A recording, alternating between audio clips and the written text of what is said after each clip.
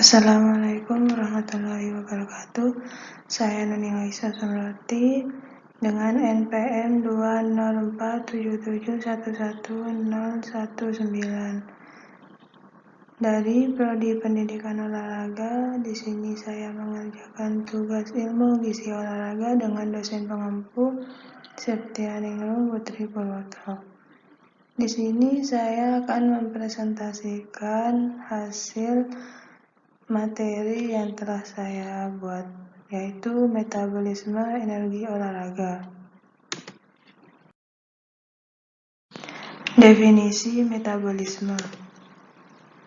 Metabolisme adalah proses kimia yang memungkinkan sel-sel untuk dapat melangsungkan kehidupan. Proses terjadinya metabolisme untuk menghasilkan energi yang diperlukan untuk aktivitas atau kontraksi otot. Juga menghasilkan cadangan energi yang disimpan dalam tubuh berupa ATP, PC, glikogen, dan lemak.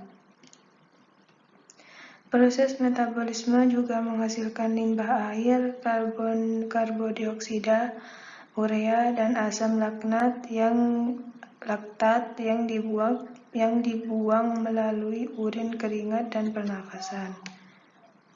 Untuk menghasilkan energi terdapat dua sistem energi yang ada di dalam tubuh, yaitu sistem energi aerobik atau tidak memerlukan oksigen dan sistem energi aerobik memerlukan oksigen.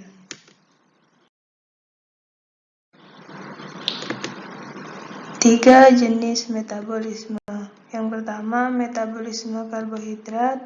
Yang kedua, metabolisme protein. Yang ketiga, metabolisme lemak.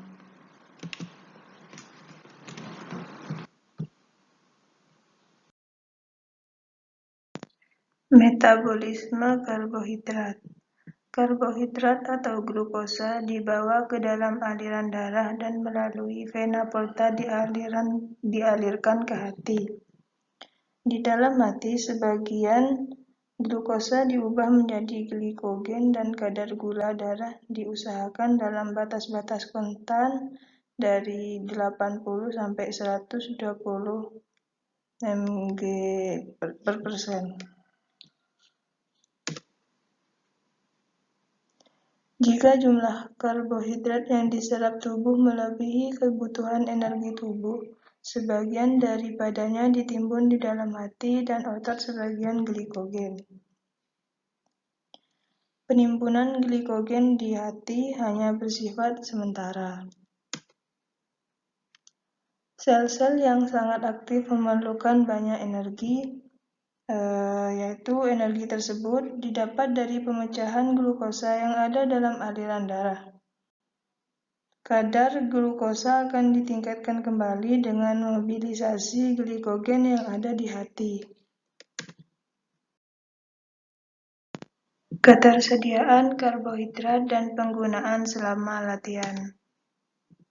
Yang pertama, glikogen otot dan glukosa darah merupakan karbohidrat penting untuk kontraksi otot waktu latihan, fungsi otak, dan sel darah merah.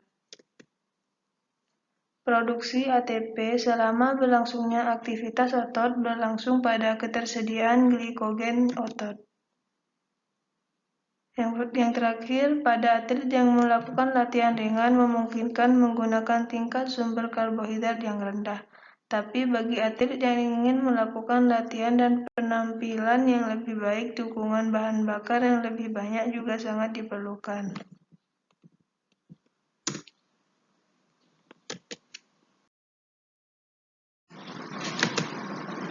Metabolisme protein. Dalam kondisi konsumsi energi adekuat, asam amino dari makanan diutamakan untuk pembentukan protein tubuh. Asam amino dapat masuk jalur metabolik melalui beberapa tempat tergantung struktur kimia. Kebutuhan protein bagi atlet. Kebutuhan seseorang atlet sedikit berbeda dibandingkan dengan yang bukan atlet. Seorang atlet membutuhkan protein 1 gram per kg berat badan. Bila atlet berlatih intensif dan lama dan sedang membesarkan otot, membutuhkan protein 1,2 sampai 1,7 gram per kilogram PB per hari, dari 100% sampai 210% dari yang dianjurkan. Dan active endurance antara 1,2 sampai 1,4 gram per kilogram BB per hari, dari 100 sampai 175% dari yang dianjurkan. Sedangkan untuk atlet remaja yang sedang tumbuh membutuhkan protein sebesar 2 gram per kilogram BB per hari. Yang terakhir, konsumsi protein yang berlebihan menyebabkan hati dan ginjal bekerja lebih berat karena harus memecah dan mengeluarkan protein berlebihan. Metabolisme lemak. Metabolisme lemak dimulai dengan pemecahan yang menghasilkan gliserol menjadi glikogen dan lemak. Lemak makanan sebagian besar 90% adalah trigliserida.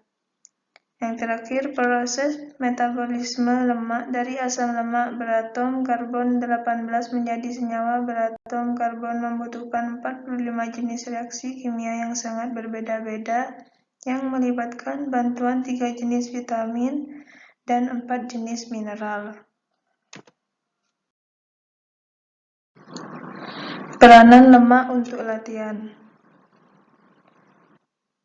Sumber energi yang memproduksi ATP selama kegiatan atau latihan olahraga selain karbohidrat dalam bentuk glikogen adalah lemak dalam asam lemak.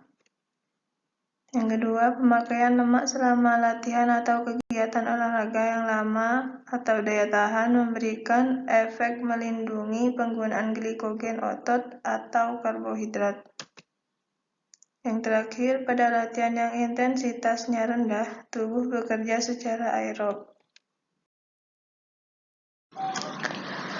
Aktivitas aerobik dan anaerobik dalam olahraga.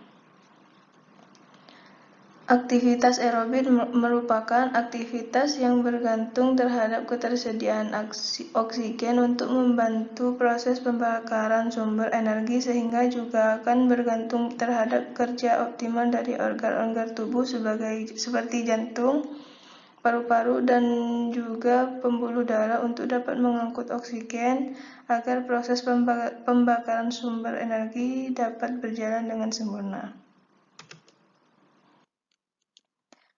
Aktivitas anaerob merupakan aktivitas dengan intensitas tinggi yang membutuhkan energi secara cepat dalam waktu yang singkat, namun tidak dapat dilakukan secara kontinu untuk durasi waktu yang lama.